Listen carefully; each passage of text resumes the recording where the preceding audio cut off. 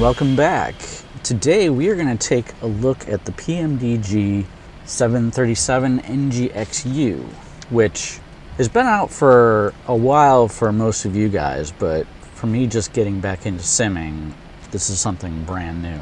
And one of the things, that I wanted to look at was the fact that I had flown the iFly 737 for years. In fact, back in the FSX days, I actually chose the iFly over the PMDG because the PMDG was causing out-of-memory errors and crashes all the time. And that's something that the iFly didn't do. So when in the world of 32-bit flight sims, I preferred the iFly because it actually was a more stable add-on. And so I stuck with them for years, and they have continued to make upgrades and modifications. The reality is that the current iFly, even though it is updated for P3D-V4, is an FSX aircraft, and the modeling and the textures and stuff are not exactly the latest and the greatest. And so I thought, getting back into it, I see the NGXU is out, that they've made an updated version. The sims are all 64-bit now, so out-of-memory crashes are not really a thing anymore. And so I thought I would actually give it a try. And one of the things that kind of prompted me was I bought a bunch of South American airports in conjunction with the Orbix Open Land Class South America, and sort of opening up a new area. Not like opening up Europe, because I don't really fly in Europe for the simple reason that there's so much there that my kid in the candy store mentality would mean that I would empty my bank account in very short order if I started collecting airports in Europe. So I've always consciously kind of avoided flying in Europe, more from a purely financial standpoint. The US and Canada have got a ton of airports. Europe has a ton of airports, and I'll fly basically everywhere but Europe because South America, Africa, and Asia don't really have a lot of high-end sceneries. So you can actually be pretty comprehensive to looking at what's on the market in those areas without breaking the bank. That's just something I've always done over the last decade of flight simming. But getting back to the 737s, I stuck with them. I actually did if it's an Asia Pacific livery for the iFly 737, I probably did it. If you look on the Flight 1 file library, which is where iFly put most of their repaints, most of the Asia Pacific liveries, and one like Alaska Airlines livery, were done by me. So I had done a lot of paints for the iFly. So that kind of further sort of cements your commitment to that platform as well. I was getting into, especially when you see add-ons like the Leonardo Mad Dog, the TFDI 717, the Majestic Q400, and you see the graphics, the textures, the models, and everything are getting so slick looking that the iFly was kind of getting a little long in the tooth. Now the latest versions of the iFly actually do have high definition textures, but this happened so late in the life of that software that no one made high definition paints for the iFly. So even though the paint kit is there for 4096 textures, there just are none available. If you go on to AvSim library or anywhere else, you're not going to find any. You're going to find a lot of older paints that are for the 1024 textures from way back in, that date back to FSX, because you can use FSX liveries on the P3D versions because it's basically the same airplane. So that, and a lot of that comes down to user base. PMDG is probably the premier airline add-on developer, not just because of the quality, but also because they have multiple models. In my personal opinion, the Leonardo Mad Dog is probably the best overall airliner add-on. But that software, Leonardo Software House focuses solely on the MD-80 series of aircraft, whereas PMDG has actually a variety aircraft that they develop. So that puts PMDG, they're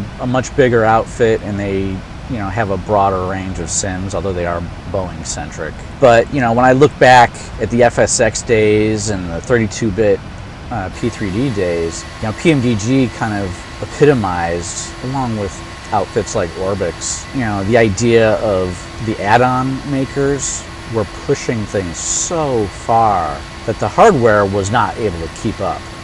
So as soon as there was the ability to do something on an add-on, they put that feature in there, even if it was not good for performance. And performance was always a secondary consideration for some of these high-end add-on makers. You need like the latest supercomputer just to run these things. And I think that the hardware has caught up a little bit. Even in the last couple of years, there has been gains in that aspect. But the more features you add in, PBR and dynamic lights and things like that, the add-on makers are going to put those in there, and it's going to keep that pressure on. And there's always going to be a bow wave of your high-end add-ons kind of just staying just ahead of where the real hardware capabilities are. And PMDG always really exemplified that, because they made, truth be told, their airliners are pretty tough on the frames compared to most. Of the airliner add-ons I have, the NGXU is definitely the most challenging for my system. Not by a huge margin. I can definitely run the Leonardo Mad Dog in more airports and with higher traffic settings and so on than I ever could the NGXU. In fact, there's probably some hub airports that I would actually avoid flying the NGXU. I would have to drop settings too much to run it there. In this particular flight here, obviously taking off from Santa Cruz in Bolivia, that's not a big deal. That airport is a small airport, not in a huge city, metropolis or anything like that. It's actually kind of like the second city of Bolivia. At least it's not the capital. And so this area is not hard on frames. When later in the flight, I'll get to Santiago, Chile, and that's it's a little tougher. It's actually not a problem for the NGXU, especially considering the fact that the weather at the end of the flight is pretty crappy. So that adds a lot onto the load as well. So even with crappy weather in the NGXU, I was when I got to the airport, I was in the high 20s, and sometimes I'd even go over 30. Not ideal. Preferably, I like to be above 30 at all times. But that's a situation where I could be running the Mad Dog into like Boston or something like, or DFW, and get better frames than that at Santiago, Chile. So, it is what it is. I think in a lot of ways, when you pay a price for these high-end add-ons, you're not just paying a dollar price. You pay a performance price, and some of them have a better value proposition, not just in terms of dollars, but in terms of performance. And that's why I do think the Leonardo Mad Dog is near the top of the pack in terms of systems modeling, but it's still actually pretty decent on frames. And so that's why I would rate that one kind of at the top of the list. But the NGXU looks great, and I'm really enjoying it. It's a pretty easy transition because I did fly the iFly for years, and so a 737 is a 737, and that's one of the nice things about it, is that I don't have to it's not like getting an Airbus or a 787 or something that's got a totally different control setup and you got to learn everything all over again. And that's been really eased the transition for me. Now we started off at Santa Cruz, Bolivia. We are aboard a Boliviana de Aviación 738, and it happens because I couldn't find that paint out anywhere. I actually made this paint, and we're headed to Santiago, Chile as a destination. Santa Cruz Viru Viru is one of LatinVFR's older airports. It's really an FSX airport, just ported over to prepared. It doesn't really have all the latest and greatest textures and lights and things like that. It's a fairly simple airport, but there are certain parts of the world that's all you got, and it's massively better than default. Although one thing, once you get airborne and you look down at it, the photo scenery that is provided around the airport does not match the FTX global, open lane class, South America textures at all. It really sticks out like a sore thumb. Now, talking about the PMDG itself, I'm going to start off really sort of comparing how it compares with the iFly 737. I did briefly have the NGX in FSX way back in the day, and like I said, I actually went and stuck with the iFly. So when I went to prepared, I never upgraded the NGX to prepared because I was flying the iFly the whole time because its memory footprint was smaller. That's really the main reason. But we'll talk about some of the differences, and and there are areas where the PMDG is definitely the better of the aircraft, and there's actually some areas where it's not. Some of us, when PMDG has a very strong reputation in the flight sim community, and I was kind of expecting almost like a perfect airplane, although truth be told, it is a relatively new product, and they're continuing in active development. But one thing that definitely the PMDG is better, the models and the textures are definitely better than the iFly. The iFly, like I said, it's an FSX add-on that's been sort of ported into prepared. They have done things like, for example, the Prepared 4 version uses dynamic lights for the landing lights and things like that. They haven't gone as far as putting like true glass or anything like that for the cockpit, but the textures and the models are definitely more advanced for the PMDG, massively more so for the exterior, because you do have a whole range of high definition textures for the PMDG.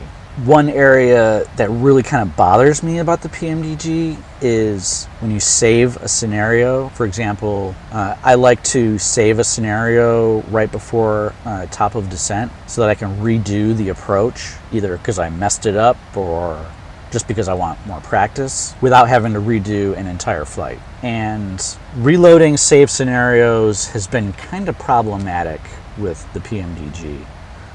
If it is an in-flight scenario save, it is pretty much a guarantee on my system that when I load up the save scenario, there's going to be low hydraulic pressure, which means that the control surfaces are useless, the autopilot won't work because it can't control the control surfaces, and you just kind of sit there coasting through the air and hope for the best until impact. But even aside from that, the speed is way off from what it was when it was saved. And this leads to some pretty big altitude changes, because what ends up happening is the autopilot will see that the speed is like really low when it resumes from the saved state, and then goes full throttle with the engines to try and get back up to the cruising speed. And that ends up, the airplane ends up just taking off in terms of altitude. And usually before it sort of gets a grip on itself, I'm usually about 1,000 feet higher than what I was cruising at originally. Another weird thing that shows up is the pressure altitude and landing altitude dials and readouts on the overhead. They usually end up with some random, or completely different number than what I had set in before. Lastly, EasyDock gets totally screwed up when what ends up happening every time. I'll load from a scenario in the PMDG, and the captain viewpoint will be like 30 feet in front of the airplane. And if I turn around, I'll see the VC model of the airplane, which is like the wings and the interior of the cockpit is there and everything. It's kind of crazy. And it takes me multiple switching views and restarting EZCA and all kinds of stuff, and eventually I get it back to the normal position. And it takes quite a bit of messing around. Eventually, every time I've been able to get it back to working correctly, but usually it's taken several minutes of just flipping around trying to get stuff working right. One of the lessons learned for me is you can still save scenarios and then start them up again, but you need more time before the actual top of descent. So in this particular flight, I actually saved the flight about 20 miles before TOD, and I think now, knowing what I know now, I will save the flight at least 30 miles before TOD. Now, the reason you get the hydraulic low flags or hydraulic pressure alarms and loss of hydraulic pressure is because the actual save file in the PMDG directory, when you open it up in Notepad, you can see that it actually flags, like two of the low hydraulic pressure flags are checked off as, they're 1, not 0. No idea why that is, but actually I found that if I manually change those to 0, then I load the flight up, guess what? I have no hydraulic issues. So when it saves the scenarios, it's putting in there, it's actually saving in there that you have a loss of hydraulic pressure. I have no idea why it does that. Actually, the previous update, not the current update, but the previous one, if you look at the release notes, it says that it actually mentions this problem, and it says that it was fixed in the 121 version, but we're on 122, and I'm still experiencing this hydraulic problems from saved scenarios. The iFly, none of that stuff happens in the iFly. Usually, if I recall correctly, one big difference though about the iFly is when you save a scenario in the iFly, it does not save the panel state at all anywhere. You have to pause it, save the scenario, and then go into the CDU, into the iFly's menus, and save the panel state as a separate act. But like I said, if you do that, when you bring it back, you'll load the scenario, and then you will load the panel state, and it's near perfect. Usually there's only a couple little things switches you have to flick to get back to where you were. And if I recall correctly, I think it was the autopilot. For some reason, when you load the panel state, the autopilot is actually switched off. You just have to switch it on, unpause it, and it goes right back to where it was. The other thing that happens with the PMDG, because the altitude gets way off, and then the aircraft's coming down to get back onto the cruising altitude. It actually, for a couple minutes, the airplane is literally bucking like a Bronco. It's just oscillating up and down like crazy. And eventually, the autopilot settles it out and keeps going. But yeah, like I said, the whole save scenario process in the PMDG needs a lot of work. All right, here we are descending. One thing that I do have as an add-on is real turb, and this descent occurs essentially over the Andes Mountains. So I'm crossing from Bolivia to Chile, and I'm almost going due south. It's actually a little south-southwest. But to get to Santiago, I have to, cross over the Andes Mountains. And in the descent, I'm still over, when I start descending, I'm still over the mountains. And holy crap, did I get some turbulence on the way down. As soon as I got below 30,000 feet, I would have periods of intense, the aircraft seemed like it was going to be shaken apart. It was pretty strong shaking, and there were actually oral cues that, there were sounds of the plane shaking. Which I'm not sure if that's a PMDG simulation or what, but I was like, holy crap. That's definitely, you can tell that's real turb at work. You're descending over the continental divide there, and there was some serious turbulence on the way down.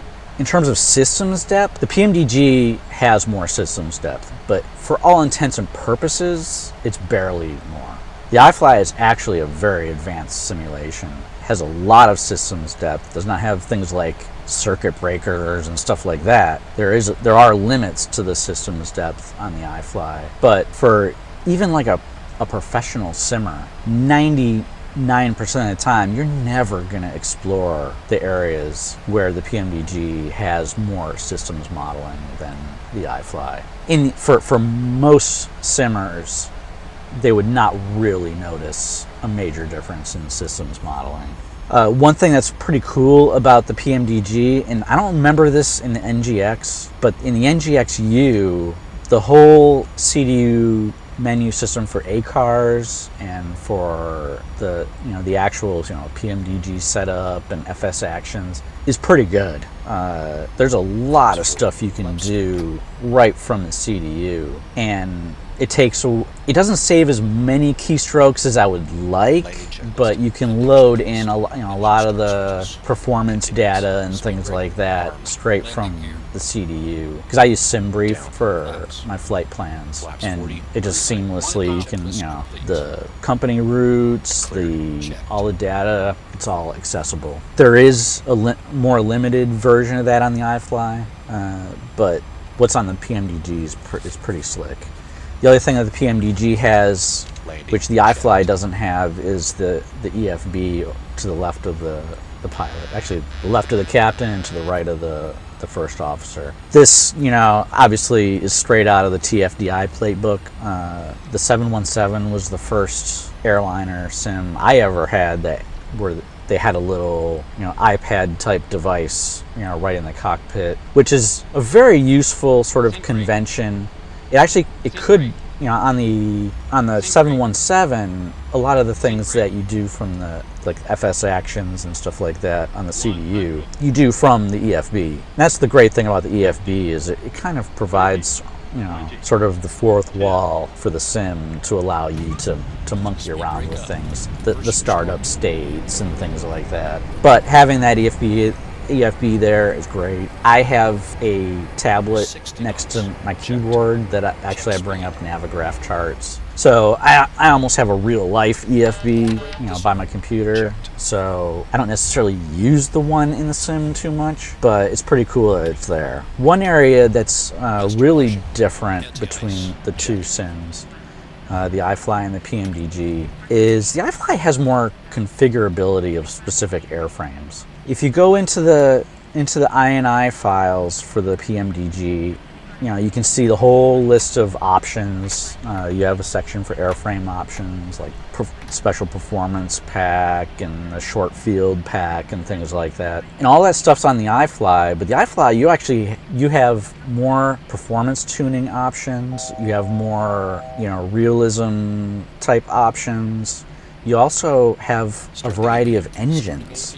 And to me, this was the big shocker. Probably one of the biggest shockers that I was kind of disappointed with PMDG, is that the only engines modeled on the PMDG NGXU right now are the 7B26s. And on the iFly, you can have the 24, 25, 26, and 27s, depending on what airframe you're actually flying. You can put the specific engines that are on that real airframe. And if I look at Airfleets or airframes.org or whatever, and I have a specific airframe, most of them are 27s, and some of the low-cost carriers like in Asia and stuff will have 24s, and I have very few that ever have 26s, and yet that's what PMDG has modeled.